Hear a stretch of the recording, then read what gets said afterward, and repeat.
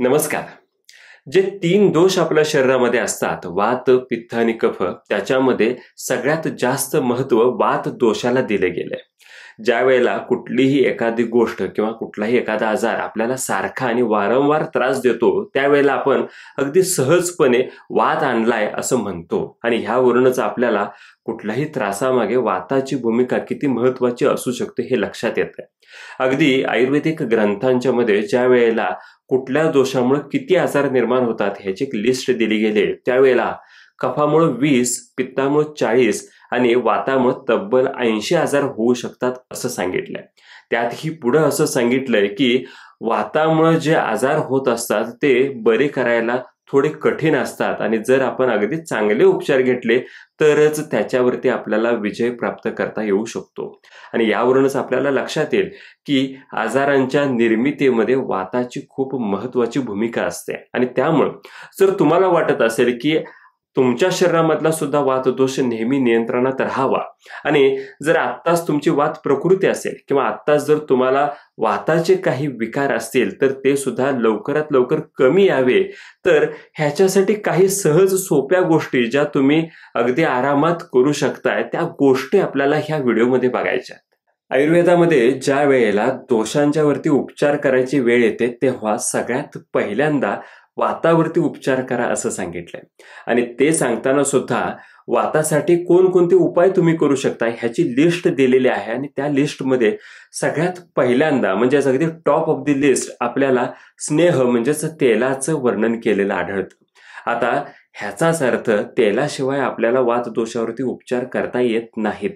ह्याचं कारण असं आहे की वात हा वृक्ष लघु आणि शीत आहे, म्हणजेच कोरडा आहे, हलका आहे आणि थंड गुणाचा आहे.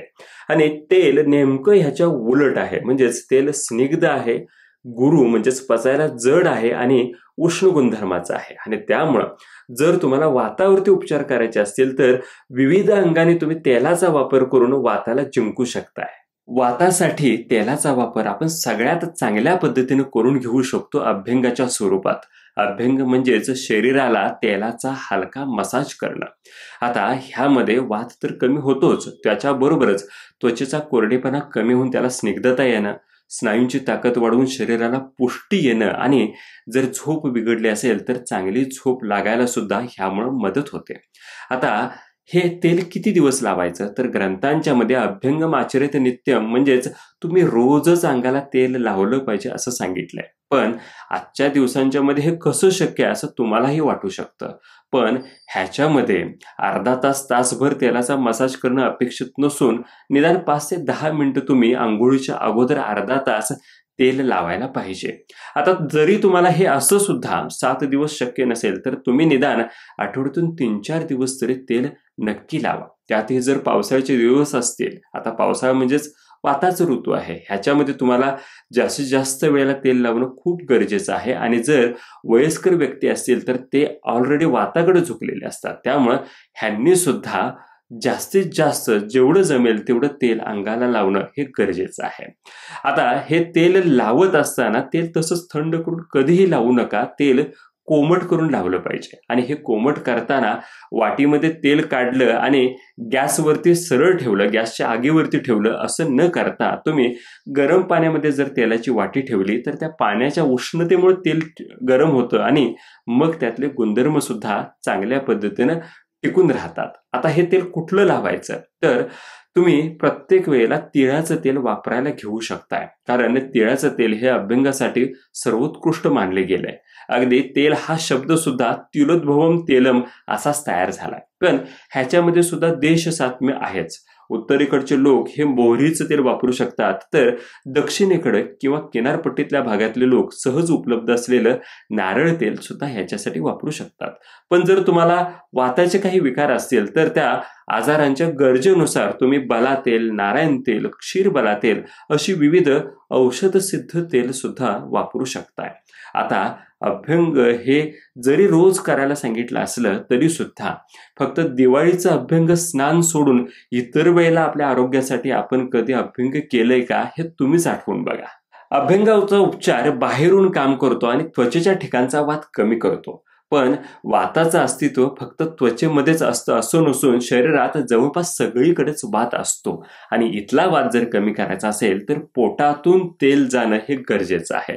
अनेक जण त्याच्यासाठी गरम पाण्यातून औषध सिद्ध तेल घेत सुद्धा असतात. पण कुठलाही स्निग्ध पदार्थ जर शरीरात चांगल्या पद्धतीने शोषला जायचा असेल तर तो आहार्य पदार्थांच्या सोबत घेतला तर चांगला उपयोग त्याचा आपण करून घेऊ शकतो. आता तुम्ही म्हणाल की जेवणामध्ये अशा पद्धतीने जर तेल वापरलं तर कोलेस्ट्रॉल वाढतं.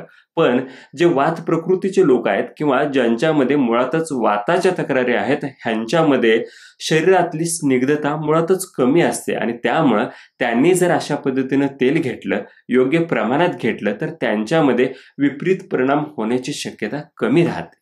आणि ह्याच बरोबर जर वातासोबत जर तुम्हाला पित्ताची तक्रार असेल तर त्या लोकांनी तेलाच्या ऐवजी जर तुपाचा वापर केला तर त्यांना सुद्धा चांगल्या पद्धतीने शरीराची स्निग्धता राखून वातावरती विजय मिळवता येतो. वाताच्या उपचारांचा विषय असेल आणि तिथं एरंडेल तेलाचा उल्लेख होणार नाही असं शक्यच नाही. कारण एरंड वाताच्या बिघडलेल्या गतीला पुन्हा व्यवस्थित आणतोच, त्याच्याच बरोबर आतड्यांचं वंगण करतो, शरीरामध्ये साचलेल्या वाताला आणि पित्ताला बाहेर काढतो, शरीरातला कोरडेपणा कमी करतो आणि सांध्यांची झीज सुद्धा भरून काढतो. अनेक जण एरंडेल हे कोऱ्या चहातून किंवा गरम दुधातून किंवा गरम पाण्यातून रात्री झोपताना घेत असतात. पण ह्याची सगळ्यात उत्तम वेळ आहे संध्याकाळी 6 ते 7 वाजता. कारण ही वेळ वाताची असते आणि ह्या वेळेला जर आपण अशा पद्धतीनं दुधातून किंवा गरम पाण्यातून जर एरंडेल घेतलं तर त्याचा सगळ्यात चांगला परिणाम आपल्याला बघायला मिळतो. आता अशा पद्धतीनं जर एरंडेल घ्यायचं असेल तर तुम्ही आठवड्यातून 1 ते 2 वेळेला घेऊ शकताय. पण जर तुम्ही म्हणाल की एरंडेल घेणं एवढं सहज सोपं आहे का, ते तोंडामध्ये घेताच येत नाही, ते घ्यायला नको वाटतं, तर अशा लोकांनी घरामध्ये ज्या वेळेला आपण चपाती किंवा भाकरीचं पीठ मळत असतो ते मळणाऱ्या पिठामध्येच जर घरामध्ये 4 लोक असतील तर 4 चमचे एरंडेल जर त्या पिठामध्येच मळताना टाकलं तर त्यामुळं जो पदार्थ किंवा चपाती भाकरी जी आपण बनवतो त्याच्याबरोबर खातानाच तेल आपल्या पोटामध्ये जातं. त्या तेलाचा ओषटपणा किंवा त्या तेलाचा वास आपल्याला यायची शक्यता राहत नाही. आणि जर तुम्हाला वाटत असेल की ह्यामुळे ह्या पदार्थाची चव बिघडू शकते तर तसं अजिबात होत नाही. उलट चपाती भाकरीचे तुम्ही बनवाल ते एरंडेल तेल अगोदर टाकलं तर आणखी चविष्ट व्हायला मदत होते. आणि हा उपाय तुम्ही रोजच्या रोज सुद्धा करू शकताय. शीत गुणधर्माच्या वाताला जर जिंकायचं असेल तर उष्ण गोष्टी अँटीडोट म्हणून काम करतात आणि ह्या उष्णतेचा आपण बऱ्याच पद्धतीनं वापर करू शकतो. जसं की जर समजा तुम्हाला थंड पाणी प्यायची सवय असेल तर वातासाठी तुम्ही गरम पाणी प्या. थंड जेवण नेहमी जेवत असाल तर गरम आणि ताजं जेवण घ्यायला सुरुवात करा. जेवणामध्ये सुद्धा आलं, सुंठ, त्याचबरोबर उडीद, कुळीथ, लसूण ह्यांचा जास्तीत जास्त समावेश करा. तसंच अंगावरती गरम कपडे भरपूर प्रमाणात वापरा. त्याचबरोबर बाहेर फिरताना जर वाताची तक्रार असेल तर शूज वापरा. ज्यांना खूप जास्त वात आहे त्यांनी तर रात्री झोपताना सुद्धा सॉक्स वापरले तर चांगलं राहतं. कानाला किंवा डोक्याला वारा लागू नये म्हणून कानटोपी किंवा स्कार्फ वापरायला सुरुवात करा. बऱ्याच वेळेला अशा पद्धतीचं वेस्टर्न किंवा अशा पद्धतीच्या गोष्टींच्यामुळे सुद्धा वात कमी होतो. अगदी गुडघेदुखी असेल किंवा घोटा जर दुखत असेल तर अँकल कॅप आणि नी कॅप सुद्धा वापरायला दिल्या जातात. अशा पद्धतीच्या कॅप वापरल्यामुळं तो सांधा स्थिर राहतो म्हणून तिथलं दुखणं कमी होतं. हे जेवढं खरं आहे तेवढंच त्या सांध्याला कॅप वापरल्यामुळे उष्णता मिळते, शेक मिळतो आणि म्हणून ही तिथलं दुखणं बऱ्याच वेळेला कमी होतं. त्यातही जर समजा आणखी जर सांधेदुखीची तक्रार असेल, सांधे कटकट वाजत असतील वातामुळं तर तिथं तुम्ही तेल लावून एरंडाची पानं कुठंही मिळतात, ती एरंडाची पानं तव्यावरती थोडी गरम करून घेऊन ती सुद्धा बांधू शकताय. अगदी तुम्ही वाळूच्या पुरचुंडीचा शेक त्या सांध्याला देऊ शकताय किंवा हेही जर शक्य नसेल तर तव्यावरती कापड ठेवून सुद्धा तुम्ही एखाद्या सांध्याला शेक देऊन वात कमी करू शकताय.